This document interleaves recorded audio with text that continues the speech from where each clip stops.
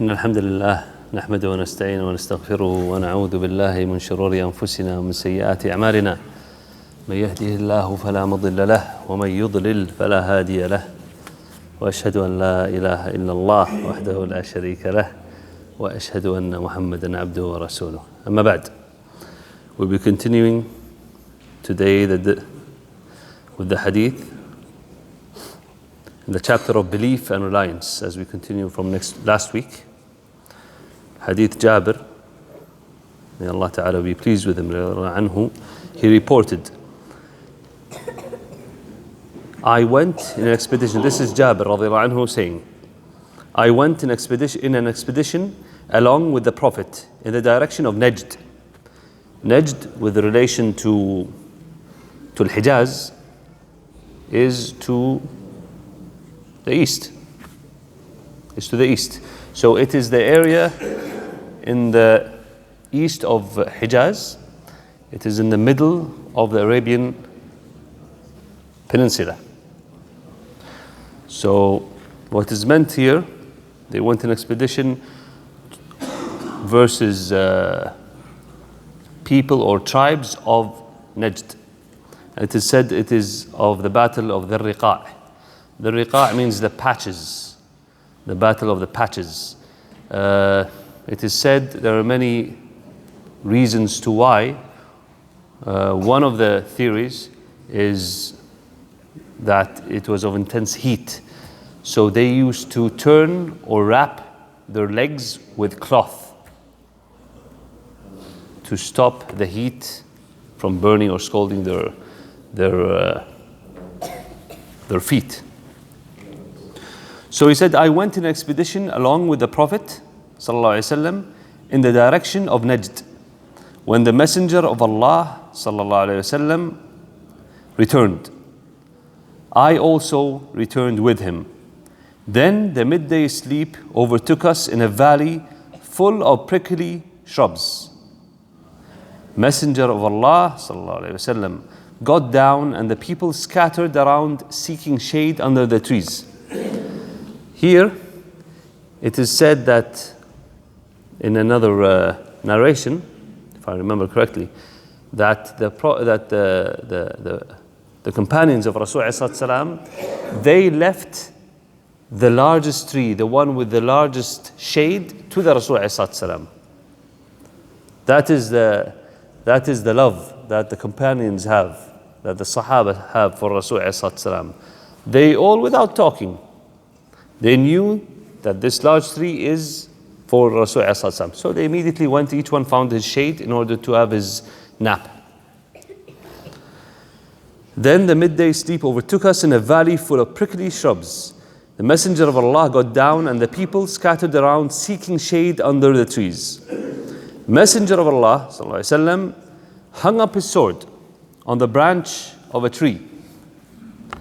Jabir continues and says, we were asleep when the Messenger of Allah called us, and lo, there was a desert Arab Bedouin near him. He, the Prophet ﷺ, said, this man brandished my sword over me while I was asleep.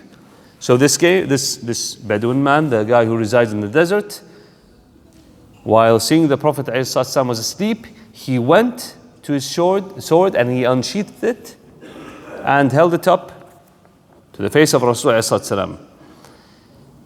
He said, this man brandished my sword over me while I was asleep. I woke up and saw it in his hand unsheathed. He asked, who will protect you from me? And the Prophet ﷺ said, I replied, Allah, Allah, Allah, 3 times. He did not punish him and he sat down. This was in Al-Bukhari and Muslim. The other narration will also explain the situation a bit.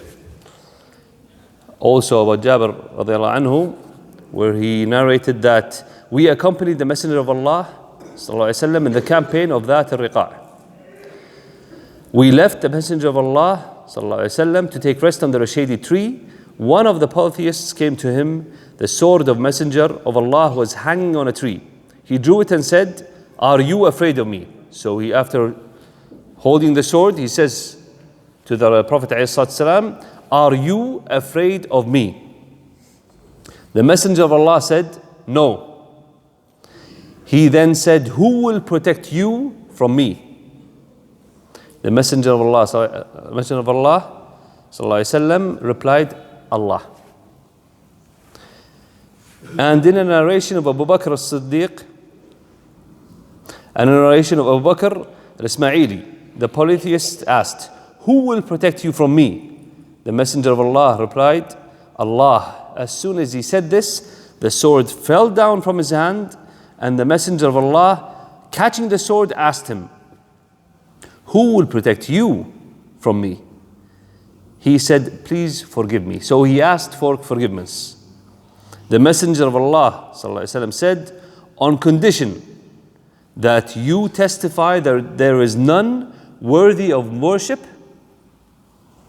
but Allah, and I am His messenger."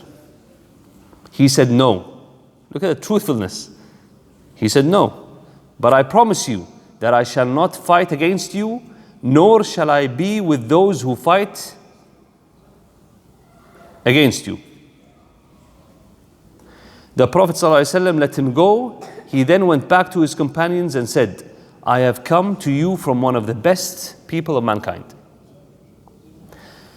There are many benefits to this hadith. If you would notice the courage of Rasul ﷺ.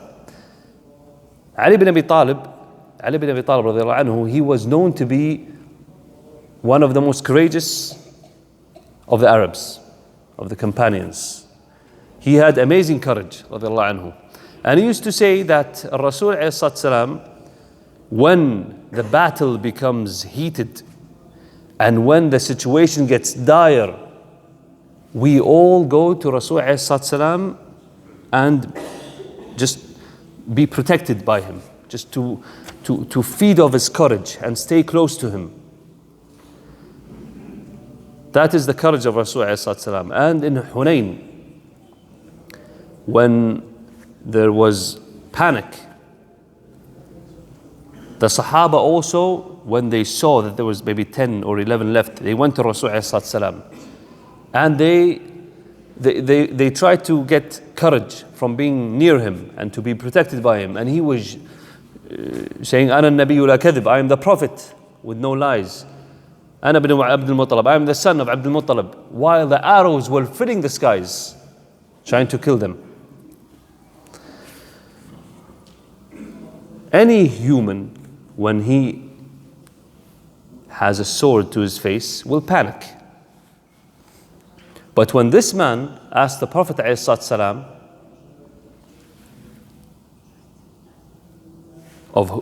"Do you fear me?" He said, "No." He said, "Who will protect you from me?" His courage said, "Allah." And his belief in Allah. He knew that Allah Ta'ala would save him. That is his belief. That is his reliance on Allah subhanahu wa ta'ala. And Shaykh Ibn Baz, rahimahullah, he said that other things that we can benefit from this hadith is that the ruler, Wali al-Amr, the ruler has the right to forgive if he sees there is benefit to this, even if this is a punishable act. But he decided to let him go. He saw that letting this man go would benefit. So he showed forgiveness. He also acted as a means of advertising that this man was of great forgiveness, was of great manners. He had the ability to kill when I tried to kill him and he did not. And he went back to his people and he told them, "I came from one of the best of mankind." And that man came to become a Muslim later on. Radiallahu anhu. And here also you can see the habit of pardoning. Pardoning in Islam is a great feat and a great manner. Whenever you can pardon and you can, do it for the sake of Allah Ta'ala. This will increase the love between you and your brothers. And this will also help you implement a manner, a trait that is encouraged in Islam. When you exercise good manners, it is like a muscle. With practice, it becomes better. Al-akhlaq. So practicing this, be forgiveful of others. It is a great trait. So the Prophet's habit of pardoning and gracious attitude and his trust in Allah subhanahu wa ta'ala. Later on, the Bedouin, as I said, he embraced Islam. And that al-Riqa' occurred in the 6th year of Al-Hijrah. In our final hadith, Umar radiallahu anhu said, I heard the Messenger of Allah sallallahu alayhi wasallam saying, if you all depend on Allah with due reliance, He will certainly give you provision as He gives it to who? Or to what? To the birds. Yes. He would give you provision as He gives it to birds who go forth hungry in the morning and return with a full belly at dusk. That is the true reliance of birds.